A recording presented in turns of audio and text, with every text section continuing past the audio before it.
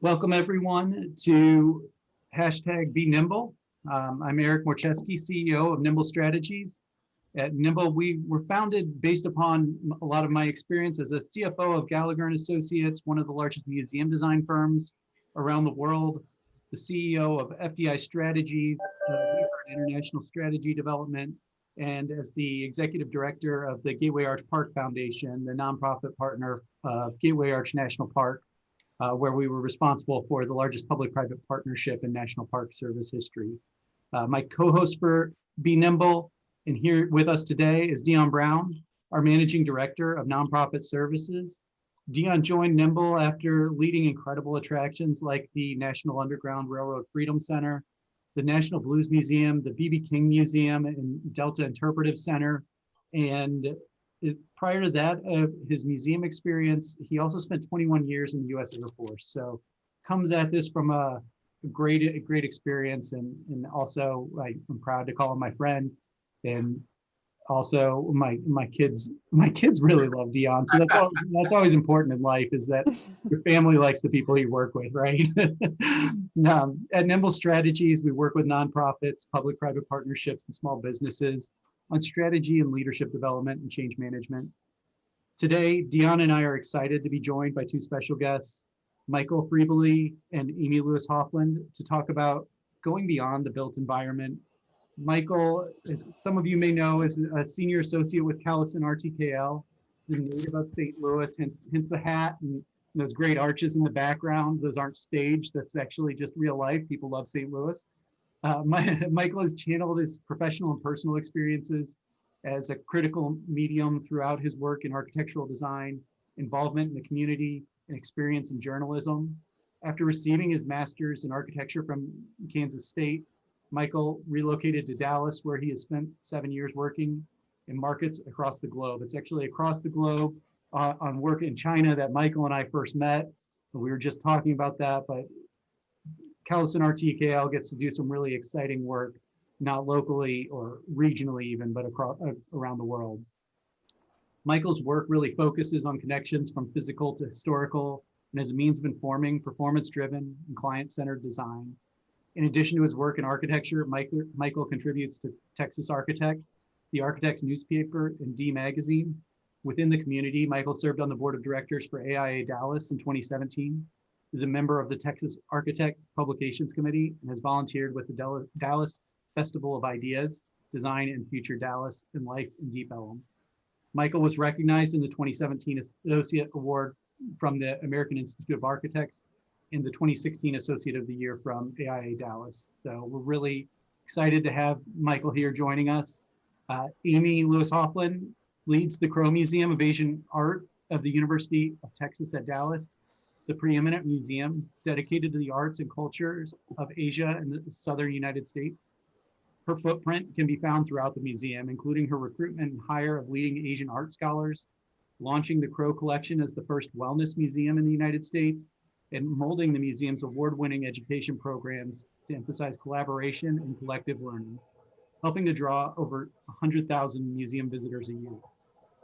Amy holds a BFA from the University of Texas at Austin and a Master of Arts in Art Education from the University of North Texas, where she was part of the Distinguished Marcus Fellow Program. In addition to her work at the Crow Collection, Amy is a noted author, speaker, and community leader, serving in various board leadership positions in the Dallas-Fort Worth community. She's also working to create Dallas as a city of compassion, and recently formed and co-chairs the Compassion Council for the Dallas Arts District. So that's pretty much all the reading I have for you. Otherwise, this is a really fun kind of open conversation. We really encourage our audience to send notes through the chat or through the questions. We're happy to include as much of that as possible. You know, we're really grateful that you're here. With that said, let's jump in. Something the four of us discussed a little bit last week that really resonated with me was, Amy, you talked a little bit about how critical it is to create organic quality moments and the difficulties of understanding the audience, the budgets, donations, and everything else. You know, what do you think as we jump in here? Can you talk a little bit about how you do this at the Crow Museum and where you see opportunities kind of for people really going beyond that built environment and thinking about how they can create those. I mean, really organic and quality are really a tough pair sometimes. I love those words, and thank you so much, Eric and Dion, for having us. And Michael, it's great to be here with you and with all of the listeners out there in the virtual world. You know, I think about that word organic, and I think about what we're made of, right? I mean, we are the human beings who show up to this life. And as someone in the cultural space, culture is created by the engagements that happen where we are and when we show up. And when we first opened the Crow, it was, you know, I was thinking about this last night. Trammell S. Crow has really been a teacher for me of how you create engagement, because he said from the beginning, we're going to be a museum without walls. And that idea that the connectivity happens maybe in the moment, but it also happens in the memory, you know, and that memory of that experience that really pulls you back to want to be there again. So I think it has to do with our humanness, and it has to do with creating spaces of understanding that help visitors become people who belong, you know, help visitors feel like this is a place of belonging and a place to linger a little bit longer. So I think that's our natural instinct, is to want to be together and to create spaces where being together is easier. So maybe a little harder right now, but true. But I agree Yes. wholeheartedly. Yeah, I think naturally we're inclined to be around other people. And Michael, you know, Yeah. you obviously have to kind of come at that maybe from a different angle when you're talking about design of a space. You know, how do you guys think about that, kind of creating that organic quality experience?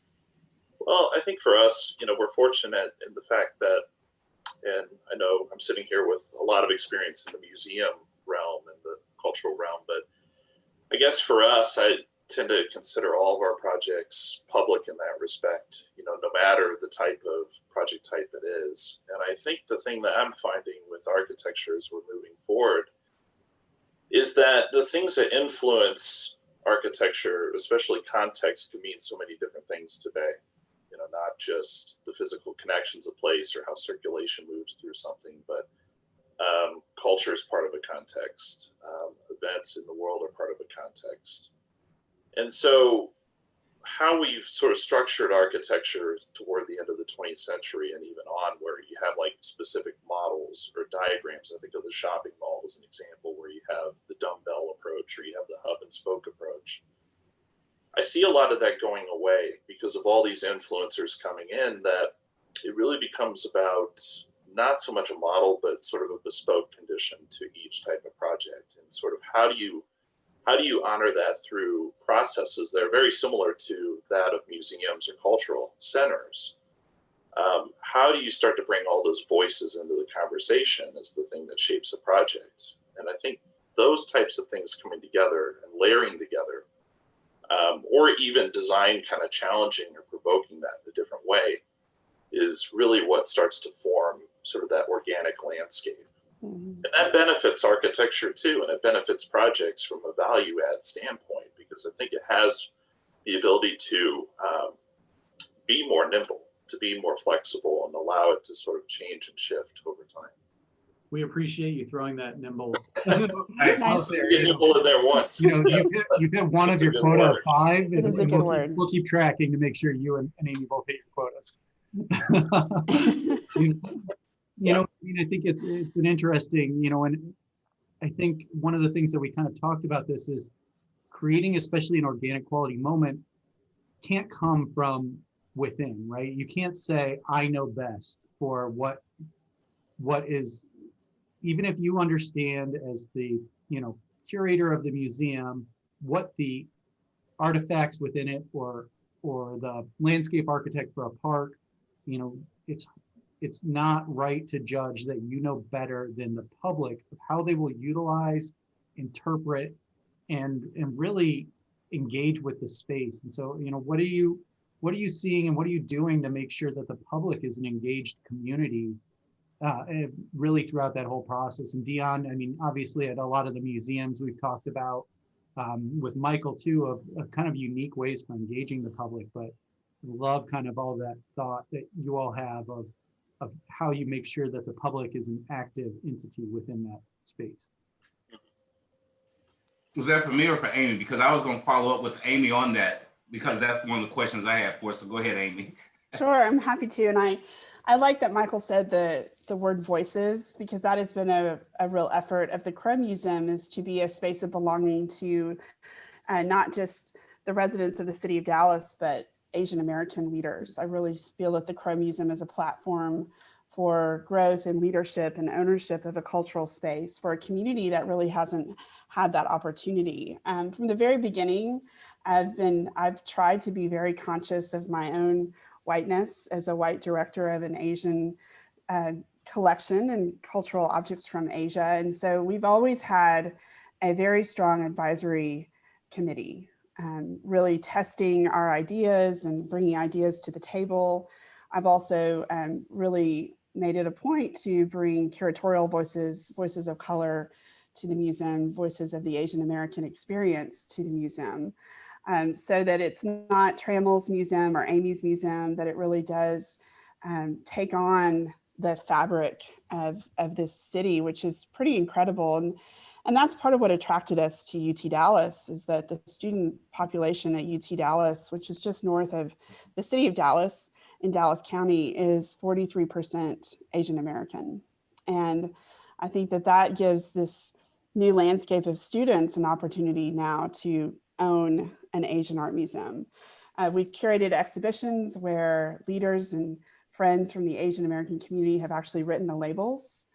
We also engage very actively with our different committees, advisory committees, to help guide us even now through this transition with the university. So it's very much a listening, I would say, is the verb in working in cultural spaces, and seeking inclusivity is really listening first. Amy, as a follow-up to that, and I get it, that's great. 43% population that's incredible. I learned something new already. But how do you prevent from mission creep when you're listening to you're there pleasing 43% of the community at that school, so they are a major customer. But how do you balance that from where your vision is versus bringing everybody together to the table?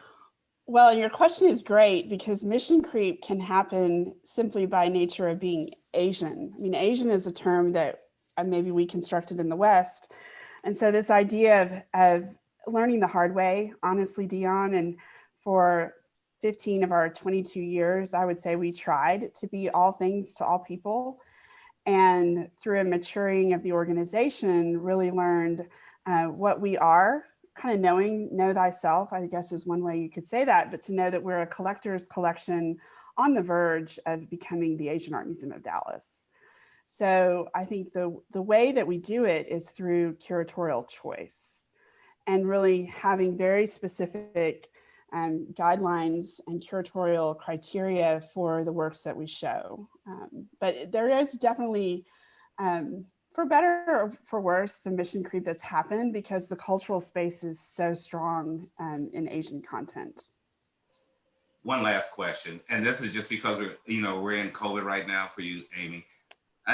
During your introduction, Eric said that the goal or the attendance is 100K per year. Mm-hmm. Where did you start at to where you are now versus now we're into the COVID environment? What are you doing to help, do some kind of programming for your audience? Well, we started very small. I think when the Crow family first opened, they thought that the permanent collection would drive attendance, that this would be a place to present the works. And very quickly we learned, because they were new to the museum field as well, the value and the integral need to have visiting exhibitions. So I would say our first year, we were probably at 15,000. So we did grow our populations quite a bit. We're in a transition time with the university and really trying to make plans for the second location on campus. But what we did immediately as a museum of wellness and compassion is we immediately went into the virtual space. So within 2 weeks of closure, we were offering Crow Unscripted. I was particularly concerned about the impact of COVID-19 on the Chinese communities, honestly, seeing some of the xenophobia that happened toward the end of March right in Texas. So Right. I very quickly wanted to be a loud and public voice for, getting these issues out there and helping communities understand how misinformation can be so dangerous. So that's where we were. We were virtual right away, and then every week after that. Michael, kind of, I know we fired off several questions and Amy jumped in and answered them, which we appreciate. Any kind of thoughts to all of that? We ran through a number of subjects there, and probably not towards her museum visitation, but I think definitely on that, how you're seeing new engagement with communities and making sure that those voices are heard. And the other one that we didn't really touch on as much, but how you're balancing those viewpoints, because we've all seen where you get 20 different viewpoints and they can run the spectrum from one side to the other of, we're seeing it right now on a project where we have one group saying, let's just go to all virtual, and one group saying, no, we need to build more with a physical space. And those are obviously two conflicting perspectives, and those are from board members. So those aren't even getting into, more specifics related to, the public community. How do you weight those voices, whether that's board, whether that's donors, whether that's, the public community, and how do you make sure people feel heard so they don't feel discouraged to give you their opinion next time? I think that's really important, right? Because we all know you're not going to please everyone 100% of the time, Right. but as long as you feel like you were heard and hopefully feel like, maybe it wasn't this time, but hopefully next time you'll continue to come back and provide your thoughts and insights. What are you guys seeing? What are you doing to kind of keep that conversation going? I think I'll use just a couple case studies as an example. I think Thanksgiving Square is one that we've taken on as a pro bono project recently in downtown Dallas that all of you are involved with to some degree, and Amy on the board of that. Mm-hmm. And I think as you come in new to a project, and this was a project or is a project that's a neighbor to us, we saw the kind of the voices build up over time, from wanting to keep it original, true to form, to a number of different concepts along the way. And I think it's important for a design team to come in and sort of, when you see that, understand that you kind of need to hit the reset button a bit, but that all those voices that were really germane to that process need to be part of that process of, okay, how do we start to establish the sort of table upon which we're going to build from?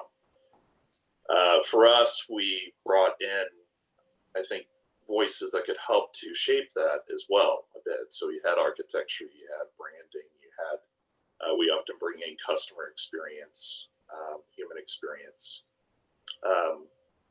Teaching at SMU in the Human Centered Design program, we actually use them as a resource to sort of help in guiding I would say, a limitless conversation. But using those types of conversations to at least sort of establish a benchmark and listen to the voices all in the room to say, here we are today, let's set a path moving forward. And, we talk a lot about the creep from that standpoint. I think that's something that helps to always give sort of a North Star back to the conversation that you had. So Amy was actually pretty instrumental as one of the voices in the conversation in that process about Thanksgiving Square being a place that was always about sort of the inward contemplation of giving thanks, and a place that was designed by Philip Johnson and the foundation as a place of contemplation in the city. But Amy recognized that need and voiced it, amongst others, from the foundation of that act of Thanksgiving being very important, understanding how it's playing a role in the city and the community, in the cultures today that the Crow and others also have engaged with as well. And so we've always used that early conversation then as the thing that weighs ideas, weighs moves that we make in the project, concept that we make, and also the voices that also come to the table as well. So I think establishing from sort of that limitless conversation, a sort of benchmark that you're going to move forward with is really important. And, we've worked on larger projects that do that too. Metropolis and Metrotown was one up in the Vancouver area where it was, how are we going to establish a city over 50 years? And the conversation was very much the same, establishing sort of a ground level framework that you're going to work up from. And there you had, thousands of people that were contributing their voices, from surveys held by the client to surveys held by our design team. But it was much in the same, that we were getting those voices in, and we were kind of weighing them to sort of that North Star that we were following all along. And so I think no matter the scale, again, I think it becomes about listening. It becomes about engagement, but it also becomes about sort of setting a tone that is something that you're always going to come back to, a mission statement of sorts.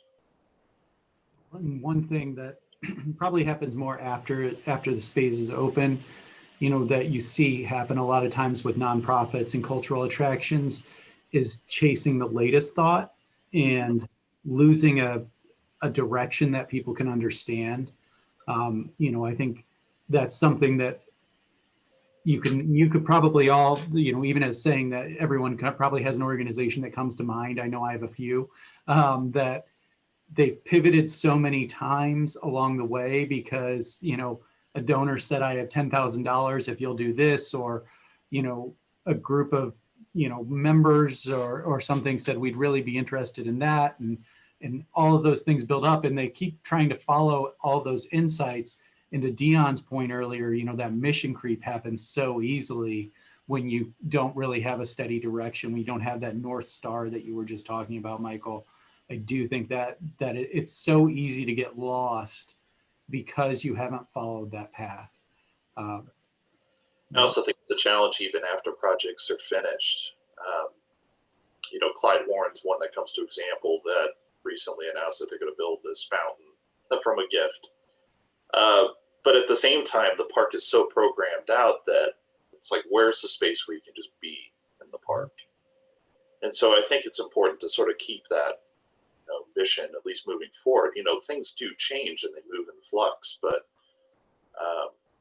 some projects like that could have the potential to ruin the integrity of a place, if not at least weighed upon something that was set forward, from the beginning by foundation and by all the voices involved. Yeah, I think we underestimate the commodity of stillness. That was one of the ways that I was able to connect really with the original mission of Thanksgiving Square. If you look historically at how families have been over generations, when growing up, we were in church every week. And of course, now it's very different with COVID, but there were these moments where, regardless of your faith tradition, you had probably at least an hour of stillness and silence, and, prayer time, if you will.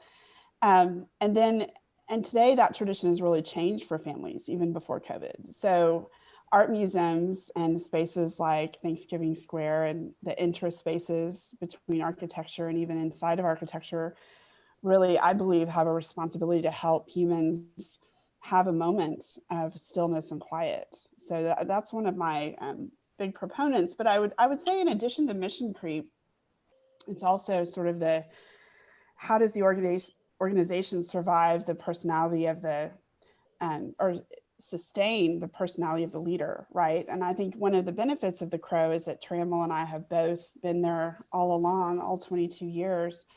But I often really do try to hearken back to what is the cultural DNA of this collection. And what we learned about it is that it's compassion.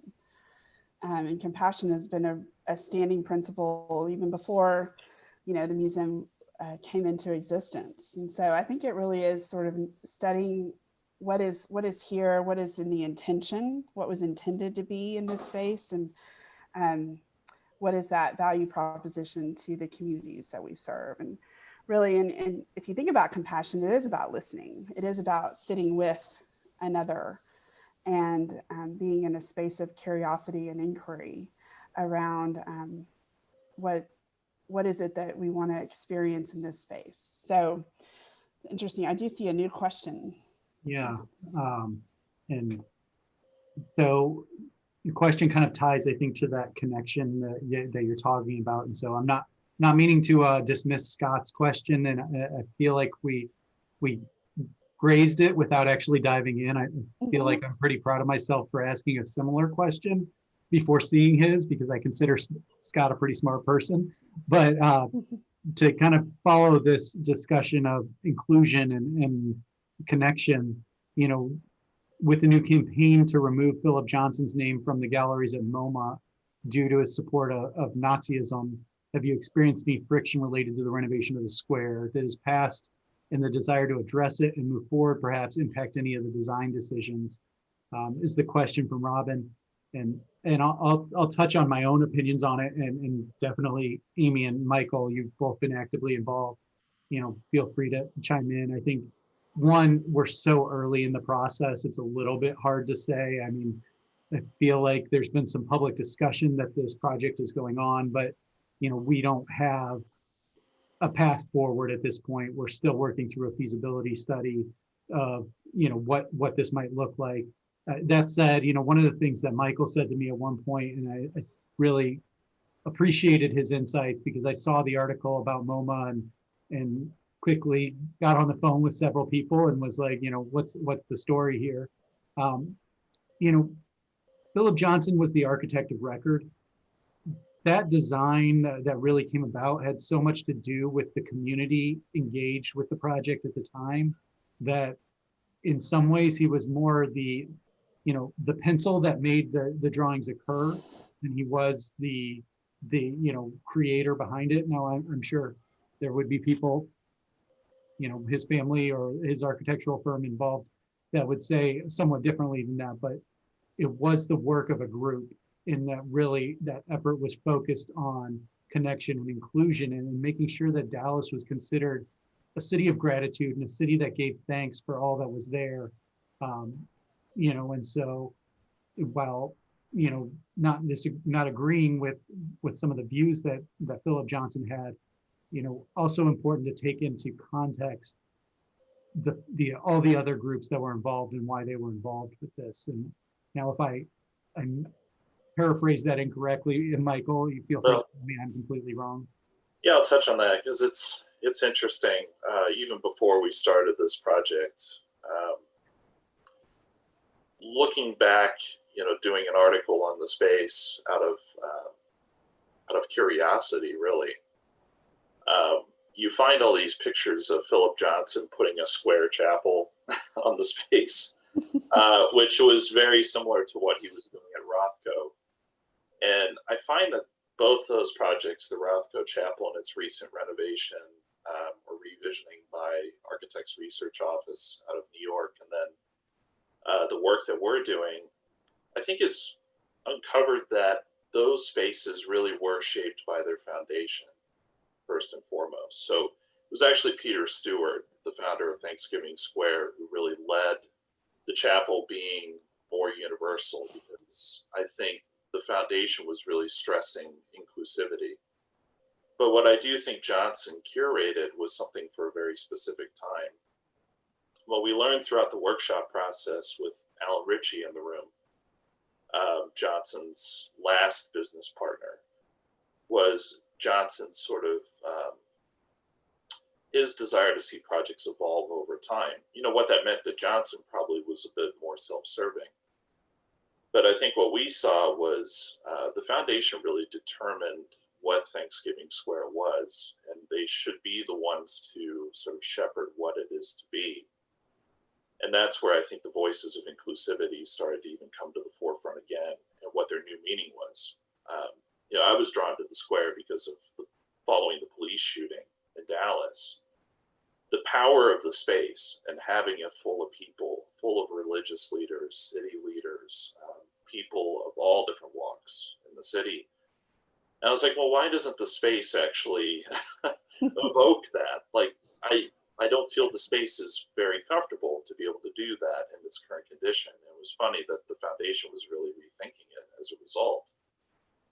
And so our approach to it has been, you know, how do you respect what the foundation has created in a place of contemplation, but how then are we stitching this project to a city that's really wanting to see more inclusivity, more community outreach, that this place could really be the beacon for nonprofits and for community gathering.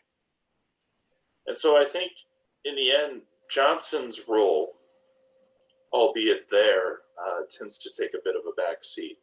And from what I've understood about the Rothko Chapel, it's actually been a similar case where Johnson had very different visions of what the lighting should be in the space, what the approach should be to the space, how you experience the Rothko Chapel in general, that conflicted what Rothko was really thinking. And much of ARO's undertaking was to take it sort of back in a very similar manner. So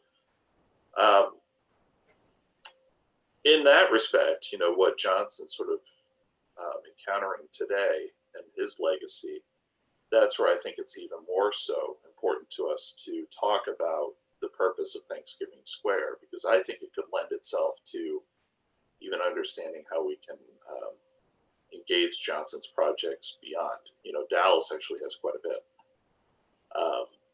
And I think there's much to be learned from in those projects and what we're trying to do with Thanksgiving Square. Amy, do you want to add anything to that? I would just add, you know, I went to that prayer service, the vigil for the police officers following the shootings on July 7th. And I do feel that that is what the space is for humans in our city.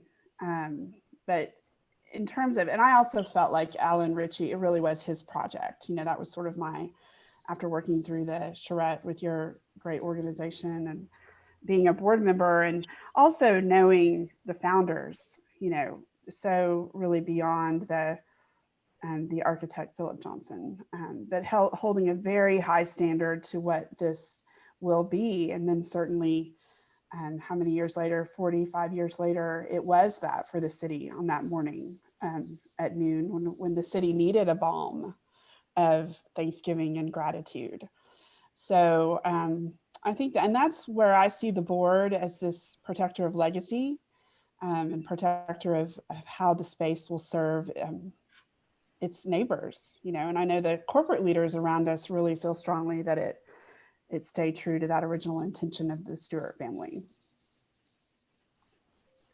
You know, so jumping, unless there's anything more, you know, jumping to the other question that was asked, you know, and it's again, falling back a little before we got down this path of specific to Thanksgiving Square, but on the topic of engaging communities and public spaces, how do you see balancing the roles and engagement of significant donors with whom a space may not have been constructed with a citywide community? And so Scott is the executive director for Millennium Park in Chicago, and obviously, you know, huge attendance, you know, very much a citywide, if not a national and international draw when you go to Chicago. You know, they've gone through a major capital campaign. I know I've heard Scott say this publicly, so I don't think I'm stealing from him, but, you know, $400 million of private funding went into that park when it was being built. And you know, there's been so much attraction there, so many people coming. They've had some issues along the way with maintenance and, you know, having to rebuild things, and it may even be considering a future capital campaign again. You know, bringing in new significant donors who weren't part of that first, you know, 20 years ago impression and why something was chosen or why something was done. You know, how do you balance all of that? And, you know, what are you seeing? And you're probably going through a little bit of it, Amy, in that, you know, you talked about it as Trammell's Museum, but, you know, that was 25 years ago that it was getting, you know, up and running, and it was more private collection. And now, you know, as it evolves into a community-based space, you know, how do you balance the thoughts of the past with the, you know, the thoughts of the future? And maybe that is our way to tie it back into the question related to Philip Johnson and Thanksgiving Square as well. So it's a great question. And I feel like I'm a living example of it in some ways, taking a private family foundation into a public trust, literally into a public trust over the last 6 years. And it really is, in some ways, getting very comfortable with impermanence and allowing the organization with this rich DNA, as we say, of compassion to evolve into the university space and to have this whole new relevance to 30,000 students on campus and 5,000 staff and faculty. We've really had to, it's a balance, protect the legacy and be curious about what does an Asian art museum look like for the city. And I think my lessons, as I think about how that transition happens, I look back at the last 20 years in the Dallas Arts District, you know, originally founded by a very tight, devoted, philanthropic, old Dallas money community. Now the boards are richly diverse. They are very forward thinking with corporate leaders who have moved to Dallas from all over the United States and really are looking at Dallas as this hub of economic development and how the arts are behind that right now. I mean, that transition has literally happened before my eyes on Flora Street, just watching the district grow around me. And I also see the median age of the boards lowering, where you've got some real, like Michael, some really brilliant minds at the table who are considering the impact of these institutions beyond, you know, Central Dallas, and really looking at what is the impact in education, what is the impact in community service and social service. So it really has been, I think, an openness to new leadership and an openness to new ideas that will make the Crow successful, as the Arts District has been.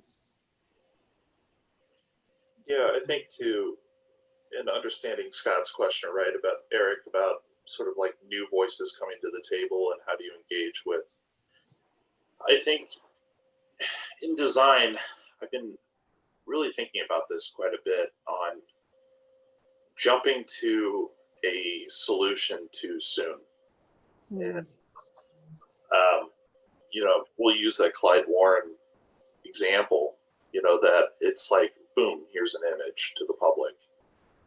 And I think architecture, there's been this kind of like, there's been this push early on to like, we need to show something finished. We need to show something illustrative. We need to show renderings right from day one.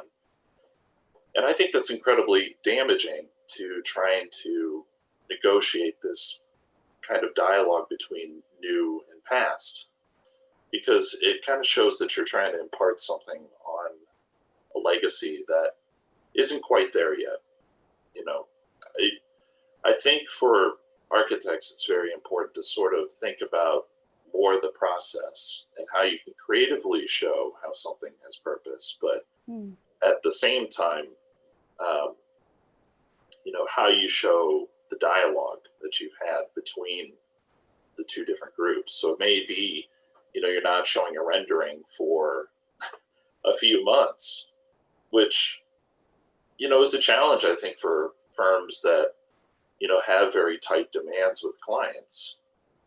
But I think it's up to the design community to sort of be stewards to show that the process can come together in a way that is honoring all the voices in the room. And I think it is incredibly important to not necessarily just jump to the solution right away. You know, I can add to that from a personal experience, Michael. That's a great example. At one of my museums, it was, you know, the exhibits were dated and it was time to refresh one of the galleries.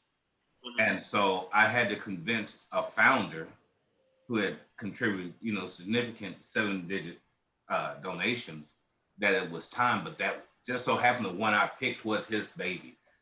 So we walked it through and he talked, and I mean, it took a good year before I even asked for the renderings. You know, we did different things to come up with the concept of what we thought the gallery should do to reflect the current environment.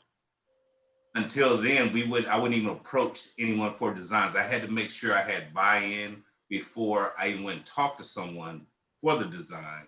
So at least they had a concept in their mind, something that they could work with visually. So I agree wholeheartedly. Sometimes if I went in there with a drawing immediately, I would have lost them because it evolved over that time, actually. Yeah, I think of,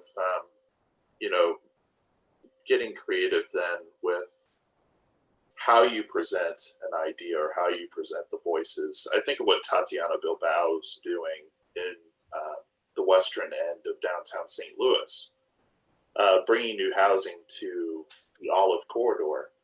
And what she's presented is a series of plans and diagrams that show how it ties into the community, but it's also done with collage. And it's collage bringing in textures of place, textures of the voices that have been at the table. And you're able to say quite a bit with something quite creative. So, if it's about the architecture firm trying to show that they're creative through a rendering, I think it's even more impactful to show how creative you are through expressing what you're finding, expressing what you're studying, expressing the sort of contextual study. And so, I'm becoming more and more about how do we get back to just evoking what we're finding in the process versus just trying to jump to a conclusion. And that goes across the board, not just museums, but just all projects in general, big and small. I think that ties back to your comment on that North Star earlier, Michael, of, understanding that the North Star will move in the sky a little bit, right? And that it's not, you can't come in and say, here's the rendering that we gave you as a proposal, and that's not what it's going to look like in the end, right? It's not, the likelihood that the proposal rendering, after you go through a master planning phase and a schematic design and design development, design development, if you've got a rendering from that, hopefully it's going to come out a lot closer to what you've got in at that point. But, understanding where you are in the process, is sometimes difficult for people because they revert back much easier to an image than they do to wording and text or something that was said. I think, you fall into this pattern of that's what resonates with you. And it's why they say a picture's worth 1,000 words, because it's so much easier to remember that one image of the fountain, like you're talking about in Clyde Warren, than it is to, remember everything else that may not be what it ends up looking like, right?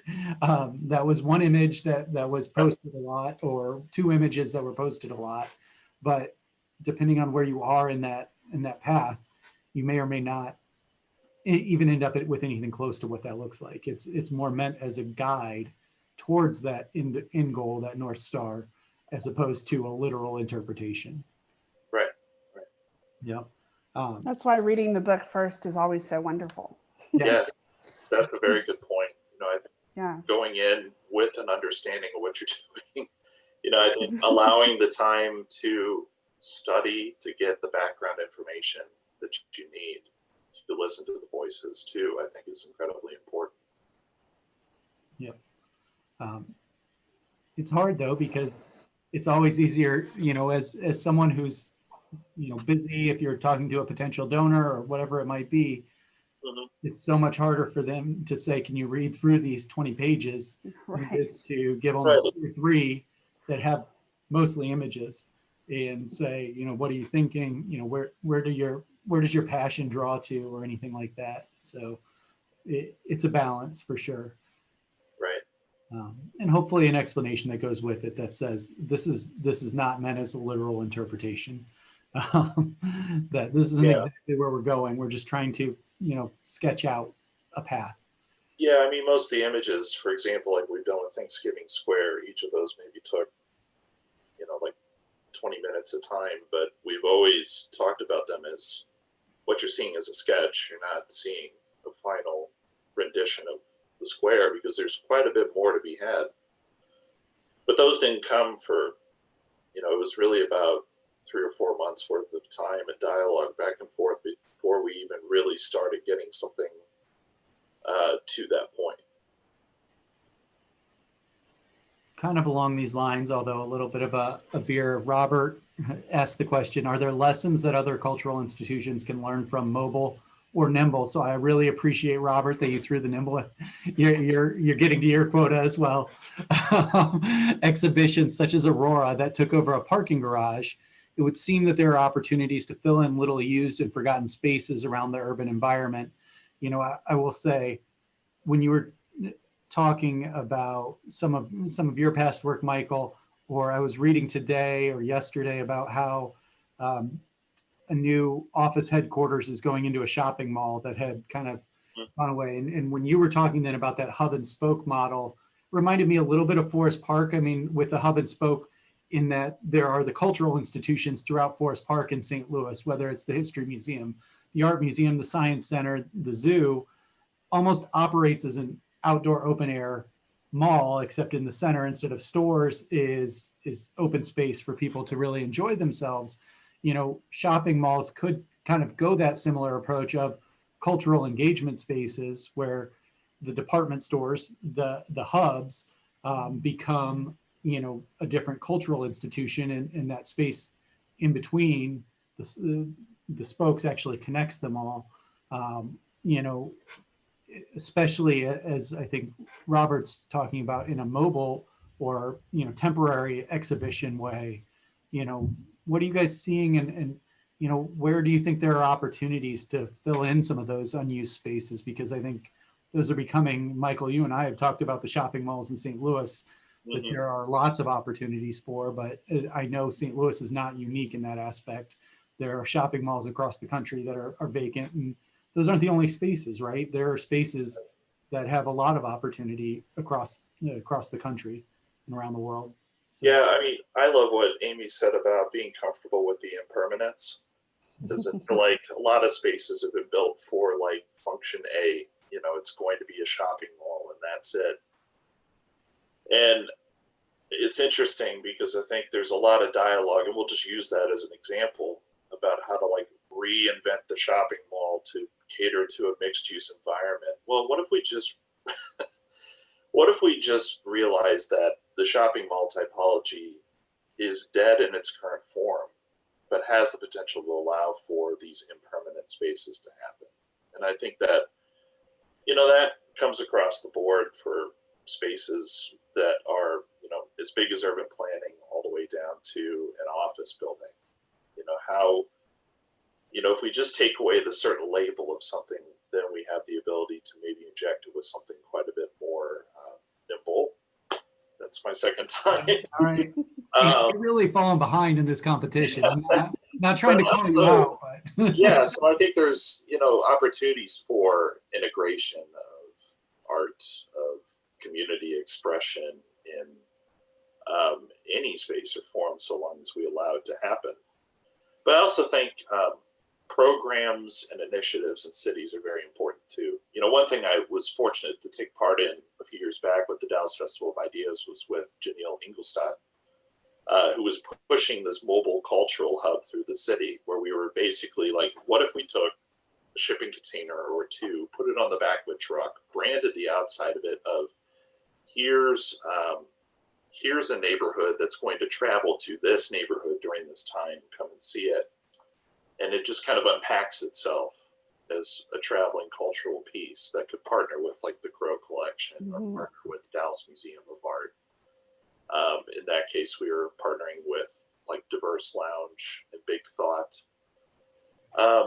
So, you know, also too, like how our place is supposed to, or how can they deploy as well as have a central location?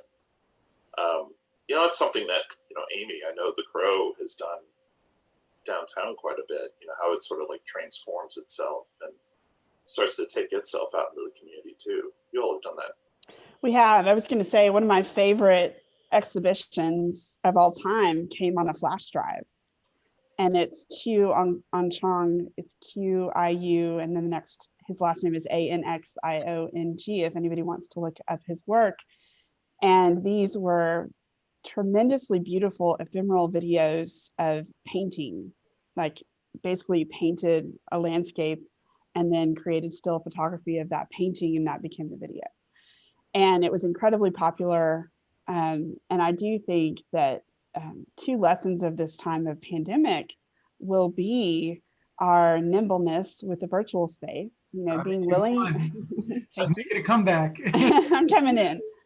Being willing to jump into something on short notice, right? I think that will be a real, that will develop a really great audience for the future pop-ups that we see. And also resiliency, right? That we're getting really creative in this time of thinking a lot in quarantine. We're getting really creative about what we can create in this time.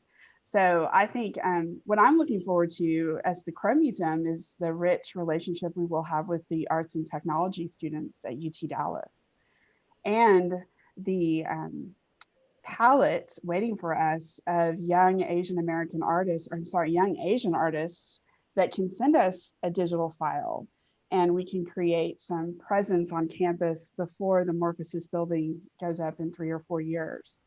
So I think the Crow knows this. Thank you, Michael, for noting that. I think the Crow knows how to be in communities beyond 75201, which is our downtown zip code, but really to be relevant and present.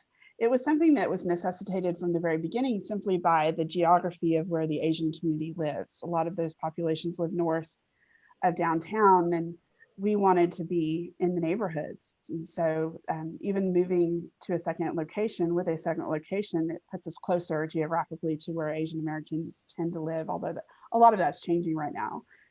So I think it really, we taught ourselves how to get out there and how to get into Chinese New Year community festivals, how to get into the Asian festivals that were happening across North Texas, and really bring the Crow on the road, so to speak. I've always wanted to have, maybe this conversation will kindle this, so I'll say it.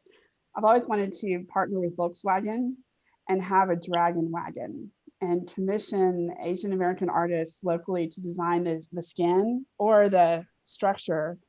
And the dragon wagon could go all over and have educational, pop-up experiences. So if anyone wants to take on that challenge with me, let me know.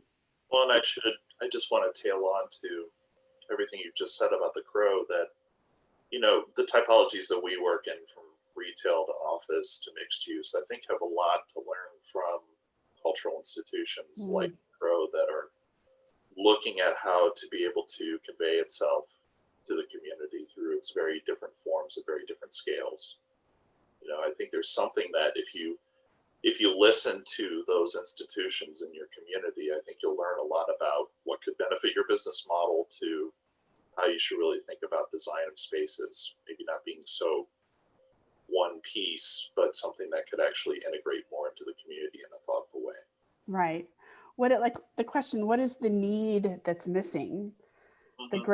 The greater of which would create such a difference in the world. I mean, I think that's something we all have to ask ourselves often. Listening to you talk about it, Amy, the one thing that came to my mind was how technology enables so much more. Just even thinking about the comment of what was happening in a parking garage, or whether we're talking about in a old shopping mall or whatever it might be. I mean, you could at this point literally record an Asian artist painting something or sculpting something and project it in different spaces around Dallas, kind of leading into an opening of an exhibit space. And I mean, you could really create a way for people to see the process that they're never going to get to see in real life, because that artist is in Japan or China or wherever they might be. But seeing their process of what they go through and then leading that into seeing what actually came out of it. The opportunities that technology provides give us so much more opportunity than existed previously. Right. We were kind of dreading the moon viewing, which is a Japanese, Otsukimi is a Japanese festival tradition. We've done it for 22 years, and virtually just didn't sound fun to anyone. And it turned out to be the most pleasurable, enjoyable, authentic moon viewing program we've ever had, because we went directly to Sendai. And, it was 7 o'clock at night here in Dallas. And in the morning time, there were performers ready for us in Sendai that created that cultural connection. And we also saw the moon across several time zones because we had a much broader base. So it was a really, really interesting way to be nimble. All right, she ties it up as the seconds are ticking off the clock. So, kind of with all this said, and it's getting close to 1 o'clock, you want to anyone want to leave us with parting thoughts and see how many times they can say nimble, or or anything else? I did bring a poem. Oh, If yeah. there's room for that, would you like? So I was thinking about really belonging, and I always go back to, this is David White, The House of Belonging, because that's really what you've created here in Be Nimble, is how to belong in this nimble space. So Two I'm more going to do times, that. Michael. You're really gonna struggle to catch up. I also love poetry as a teacher of mindfulness. So just a little mindful moment for my friends here on the panel and in the audience. The House of Belonging. I awoke this morning in the gold light, turning this way and that, thinking for a moment it was one day like any other. But the veil had gone from my darkened heart, and I thought, it must have been the quiet candlelight that filled my room. It must have been the first easy rhythm with which I breathed myself to sleep. It must have been the prayer I said, speaking to the otherness of the night. And I thought, this is the good day you could meet your love.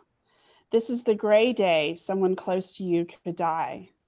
This is the day you realize how easily the thread is broken between this world and the next. And I found myself sitting up in the quiet pathway of light, the tawny, close-grained cedar burning around me like fire, and all the angels of this housely heaven ascending through the first roof of light the sun had made. This is the bright home in which I live. This is where I ask my friends to come. This is where I want to love all the things it has taken me so long to learn to love. This is the temple of my adult aloneness, and I belong to that aloneness, and I belong to my life. There is no house like the house of belonging. Thank you. So cool. Well, how to follow that one up? But, You didn't bring something? you know, I think of immersion when I hear that. And I think a lot of times in design, especially, today, and, I'm even, experience it now, there's a lot of demands to sort of move beyond the ability to just immerse yourself in what you're trying to do or what you're trying to accomplish, especially, designing for the built environment.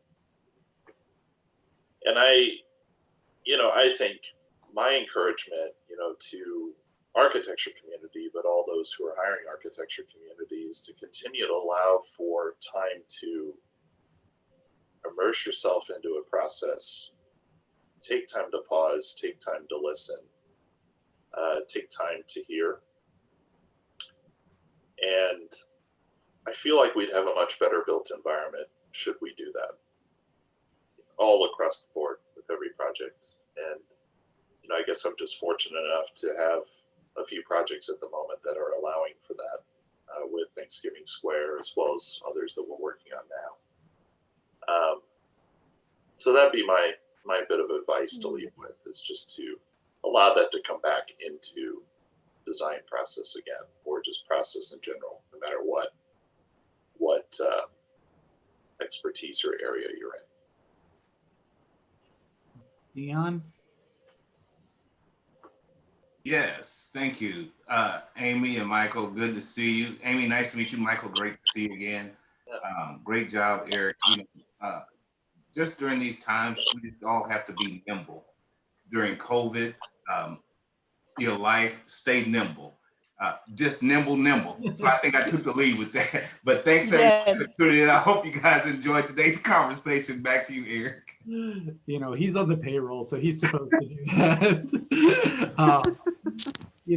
I really appreciate Amy, Michael. I really appreciate you joining us. I think, this is something, that's really important, is thinking beyond, that built environment and what that means, and how you interpret that, and where you bring in that information from, is critical. It's also very difficult. I mean, I think it's easy to say, well, someone suggested this, and it's harder to say, you know, which of those 27 suggestions you got yesterday should be implemented, how to implement them, you know, what the right path forward is with each of them. How do they interact with your mission? You know, it becomes a very, you know, difficult process with a lot of thought and creation, and kind of similar to Michael's comment about, you know, not falling in love with a rendering or something too early on. I mean, you can't fall in love with the idea too early on. And I think that's really important, is that you can and you should, because if you can't sell it because you believe in it, no one's ever going to buy it. But you have to also not fall in love with it so much that you're not willing to pivot or change from that initial idea, and listen to the community around you, and listen to the donors around you and your board, and all of these other voices that no one voice is more important than the rest. Although, you know, as an executive director, that's maybe not true, Amy. Your board chair, who could fire you tomorrow, is maybe more important than the rest. But, you know, otherwise, it's really important to say, you know, we need to listen in and understand all of those different perspectives, and figure out a way to make sure as many of them as possible feel heard, and even if they're not going to be implemented, maybe ever, right? I think that's really important through all of this, is to make sure that people feel heard and feel listened to really, you know, keep improving things.